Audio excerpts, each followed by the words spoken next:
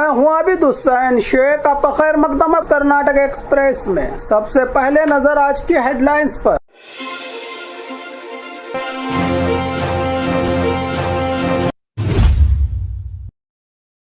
RSS पर प्रियंक खरगे का सीधा सवाल, 100 साल बाद भी रजिस्ट्रेशन क्यों नहीं। गुलबर्गा में लोकायुक्त का बड़ा एक्शन, रिटायर्ड इंजीनियर मानिक के 5 ठिकानों पर रेड। आरएसएस रजिस्ट्रेशन विवाद पर मोहन भागवत का जवाब, संघ खुली खिताब है, रजिस्ट्रेशन की नहीं कोई जरूरत। लोकायुक्त का राज्य के कई शहरों में मेगा रेड। आरएसएस हिंदू नहीं सिर्फ हिंदुत्ववादी संगठन है, यतेंद्र का बड़ा बयान। बीजापुर में खौफनाक रोड हादसा, बस टिप्पर की सीधी टक्कर से 3 की मौके पर ही मौत, 10 गंभीर रूप से घायल। नीट री एग्जाम से पहले टेलीग्राम पर सरकारी एक्शन, पेपर लीक रोकने के लिए टेम्पररी बैन का दावा। कॉन्ट्रैक्ट एम्प्लॉयज के लिए बड़ी खुशखबरी। कर्नाटका में बिना मंत्री के शिक्षा विभाग, एजुकेशन डिपार्टमेंट बिना मिनिस्टर के 30,000 इंग्लिश मीडियम स्टूडेंट्स परेशान। गैर कानूनी गोडाउन में 30 से ज्यादा सिलेंडर ब्लास्ट का मामला, एक व्यक्ति घायल। खबरें विस्तार से।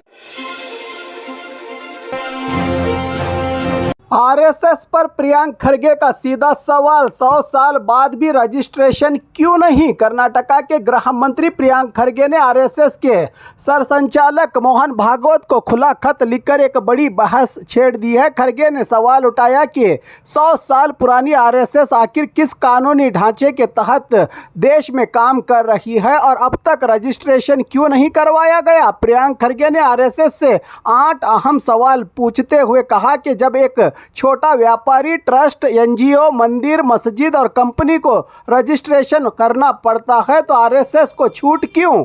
खरगे ने आरएसएस के fund, donation, source, tax payment, office bearers और संगठन की कानूनी हैसियत पर भी स्पष्टीकरण मांगा है। उनका कहना है कि टैक्स न देने वाली संगठन के एक मुखिया को Z+ सिक्योरिटी क्यों, क्या जनता के टैक्स का रुपया नहीं का सवाल भी उठाया प्रियंक खरगे। इन्होंने उनका कहना है कि कर्नाटका में आरएसएस के हजारों शाखाएं और लाखों स्वयंसेवक एक्टिव हैं, इसलिए ट्रांसपेरेंसी और अकाउंटेबिलिटी जरूरी है संगठन की। दूसरी तरफ मोहन भागवत ने इस मुद्दे को पॉलिटिकल गिमिक बताते हुए कहा कि आरएसएस खुले तौर पर काम करती है और पिछले 100 सालों में किसी ने रजिस्ट्रेशन का मुद्दा नहीं उठाया। बीजेपी ने भी प्रियंक खरगे पर निशाना साधते हुए कहा कि आरएसएस देश के संविधान के तहत काम करती है और हर सवाल का कानूनी जवाब दिया जाएगा। अब आरएसएस और कर्नाटका सरकार के बीच ये विवाद राजनीतिक और कानूनी दोनों स्तर पर गर्मा गया है। सबकी नजरें आरएसएस के अगले जवाब पर टिकी हुई हैं।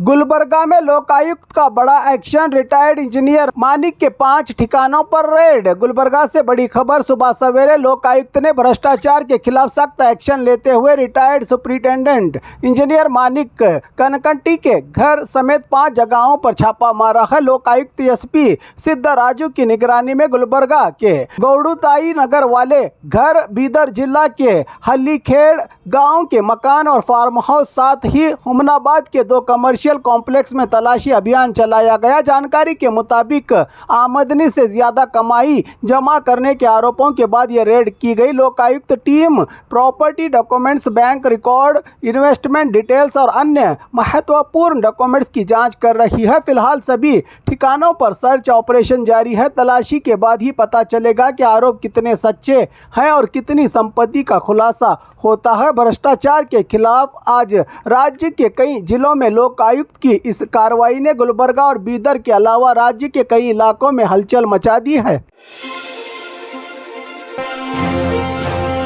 आरएसएस रजिस्ट्रेशन विवाद पर मोहन भागवत का जवाब, संघ खुली खिताब है, रजिस्ट्रेशन की नहीं कोई ज़रूरत। आरएसएस के रजिस्ट्रेशन को लेकर उठ रहे सवालों पर संघ के प्रमुख मोहन भागवत ने साफ कहा है कि आरएसएस किसी भी तरह की सेक्रेट ऑर्गेनाइजेशन नहीं है और उसकी सारी गतिविधियां खुलेआम होती हैं। भागवत ने कहा कि संघ ब्रिटिश दौर से ही खुले तौर पर काम कर रहा है, शाखाएं खुले मैदानों में लगती हैं और लोग रोज संघ के कार्यकर्ताओं को देखते हैं। उन्होंने रजिस्ट्रेशन की मांग को सियासी गिमिक बताते हुए कहा कि ऐसे आरोप और विवाद संघ पिछले कई दशकों से देखता आ रहा है। आरएसएस प्रमुख ने याद दिलाया कि संघ पर 2 बार पाबंदियां भी लगाई गई थी, लेकिन बाद में पाबंदियों को हटा लिया गया। उनके मुताबिक इससे साफ है कि सरकारों को आरएसएस के अस्तित्व और कार्य पद्धति की पूरी जानकारी रही है। भागवत ने यह भी कहा कि आरएसएस का लिखित संविधान 1950 के दशक में ही सरकार को दिया जा चुका था। अगर रजिस्ट्रेशन जरूरी होता तो उस वक्त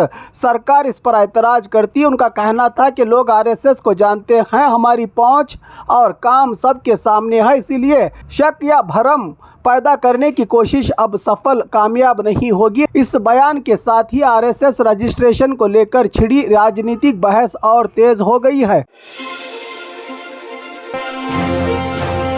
लोकायुक्त का राज्य के कई शहरों में मेगा रेड, कर्नाटका के कई शहरों में एक साथ छापामारी, अधिकारियों की संपत्ति की जांच जारी। कर्नाटका में लोकायुक्त का बड़ा ऑपरेशन सुबह सवेरे चिकमंगलुरु, गुलबर्गा, दावणगेरे, हुब्बಳ್ಳಿ, चित्रदुर्ग और बेलगाम समेत कई शहरों में सरकारी अधिकारियों के घरों और संपत्तियों पर एक साथ छापे मारे गए। गुलबर्गा में रिटायर्ड पंचायत राज इंजीनियर के घर समेत 5 जगहों, जबकि दावणगेरे में 12 ठिकानों पर लोकायुक्त टीम ने तलाशी अभियान चलाया। चिकमंगलुरु के फॉरेस्ट डिपार्टमेंट अधिकारी और अन्य विभागों के अधिकारियों के ठिकानों पर भी जांच है जारी। लोकायुक्त अधिकारी documents, property record, bank details और आमदनी से ज्यादा कमाई और प्रॉपर्टी से जुड़े सबूतों की जांच कर रही है। तलाशी के दौरान कैश, गोल्ड, ज्वेलरी और अन्य कीमती संपत्ति मिलने पर उनका हिसाब भी मांगा जा रहा है। कमाई से ज्यादा जायदाद और भ्रष्टाचार के आरोपों के बीच हुई इस राज्य भर में हुई कार्रवाई से आधिकारिक सरकारी विभागों में हलचल मच गई है। फिलहाल सभी जगहों पर सर्च ऑपरेशन जारी है और लोकायुक्त की जांच तेजी से आगे बढ़ रही है।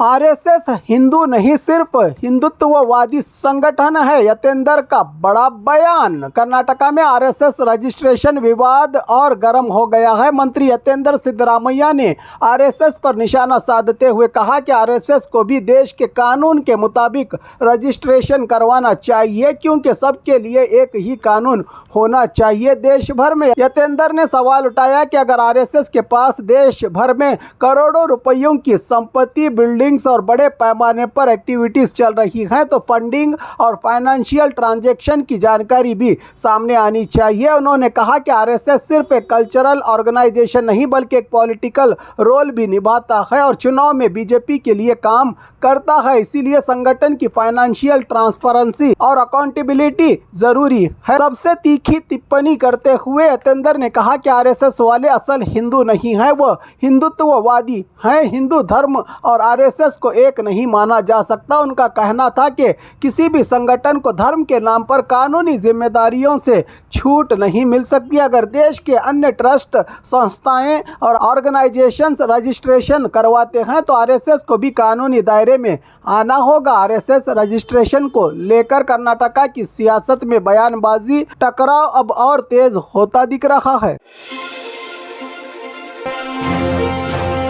बीजापुर में खौफनाक रोड हादसा, बस टिप्पर की सीधी टक्कर से 3 की मौके पर ही मौत, 10 गंभीर रूप से घायल। बीजापुर जिला के चड़चान तालुका में एक दर्दनाक सड़क हादसा सामने आया है। लोनी क्रॉस के पास विट्ठल नगर के करीब केएसआरटीसी बस और टिप्पर ईचर वाहन की जोरदार टक्कर में 3 लोगों की मौके पर ही मौत हो गई है, जबकि 10 से ज्यादा यात्री गंभीर रूप से घायल बताए जा रहे हैं। शुरुआती जानकारी के मुताबिक टिप्पर का टायर ब्लास्ट होने के बाद व्हीकल कंट्रोल से बाहर हो गया और सामने से आ रही सरकारी बस से टकरा गया। हादसे में bus driver Hanumant चलवादी, tipper driver Ashok Utagi उर्फ पुजारी और राधाबाई पुजारी की मौके पर ही मौत बताई जा रही है। बस में सफ़र कर रहे यात्री घायल हुए हैं, जिनमें से कुछ की हालत नाजुक बताई जा रही है। सभी घायलों को इलाज के लिए बीजापुर के सरकारी जिला हॉस्पिटल में भर्ती करवाया गया है। हादसे की सूचना मिलते ही पुलिस और स्थानीय लोग मौके पर पहुंचे और रेस्क्यू ऑपरेशन चलाया। इस भयानक टक्कर के बाद इलाके में मातम का माहौल और पुलिस मामले की जांच में जुट गई है। नीट री एग्जाम से पहले टेलीग्राम पर सरकारी एक्शन, पेपर लीक रोकने के लिए टेम्पररी बैन का दावा। नीट री एग्जाम से पहले केंद्र सरकार ने टेलीग्राम के खिलाफ बड़ा कदम उठाया है। नेशनल टेस्टिंग एजेंसी एनटीए और एजुकेशन मिनिस्ट्री की सिफारिश पर मेटा ने भारत में टेलीग्राम एक्सेस पर टेम्पररी पाबंदी लगाने का फैसला लिया है। रिपोर्ट्स के मुताबिक 21 जून को होने वाले नीट री एग्जाम से पहले पेपर लीक और फेक क्वेश्चन पेपर सर्कुलेट होने की आशंका को देखते हुए ये एक्शन लिया गया है। सरकार ने टेलीग्राम को 22 जून तक रेस्ट्रिक्टेड एक्सेस और 30 जून तक मैसेज एडिटिंग फीचर डिसेबल करने का आदेश जारी किया है। एनटीए का कहना है कि टेलीग्राम के कुछ चैनल्स पर फेक पेपर लीक क्लेम्स और चीटिंग नेटवर्क्स एक्टिव थे, जिससे स्टूडेंट्स को गुमराह किया जा रहा था। इसी वजह से एग्जाम की इंटीग्रिटी और ट्रांसपेरेंसी को बचाने के लिए ये कदम उठाया गया है। एजेंसी ने स्टूडेंट्स से अपील की है कि वो सिर्फ एनटीए की ऑफिशियल वेबसाइट और वेरीफाइड कम्युनिकेशन पर ही भरोसा करें और सोशल मीडिया पर चल रही अफवाहों से बचें। नीट पेपर लीक विवाद के बाद ये फैसला एग्जाम सिक्योरिटी को लेकर सरकार के सख्त रुख का बड़ा संकेत माना जा रहा है। कॉन्ट्रैक्ट एम्प्लॉयज़ के लिए बड़ी खुशखबरी। कर्नाटका सरकार ने 6 कैटेगरीज के लिए मिनिमम सैलरी की फिक्स। कर्नाटका के सरकारी कॉन्ट्रैक्ट आउटसोर्स कर्मचारियों के लिए बड़ी राहत की खबर सामने आई है। राज्य सरकार ने 6 कैटेगरीज के आउटसोर्स एम्प्लॉयज़ के लिए मिनिमम सैलरी कनिष्ठ वेतन निर्धारित कर दिया है। इस फैसले का फायदा data entry operators, drivers, D group staff, cook assistants और वॉचमैन को मिलेगा। ये कर्मचारी कई सालों से अपनी सेवा के चलते मिनिमम सैलरी की मांग कर रहे थे। कर्मचारियों की लगातार मांग को देखते हुए सरकार ने उनकी मांग अब स्वीकार करते हुए सैलरी रिवीजन का आधिकारिक आदेश जारी कर दिया है। अल्पसंख्यक कल्याण विभाग के मुताबिक नया रिवाइज्ड सैलरी स्ट्रक्चर 10 जून से लागू माना जाएगा। इस फैसले से राज्य भर के हजारों आउटसोर्स कर्मचारियों को सीधा फायदा मिलेगा और उनकी आर्थिक हालात में सुधार आने की उम्मीद जताई जा रही है। सरकार के इस कदम को कॉन्ट्रैक्ट एम्प्लॉयज़ के लिए एक बड़ी जीत के रूप में देखा जा रहा है।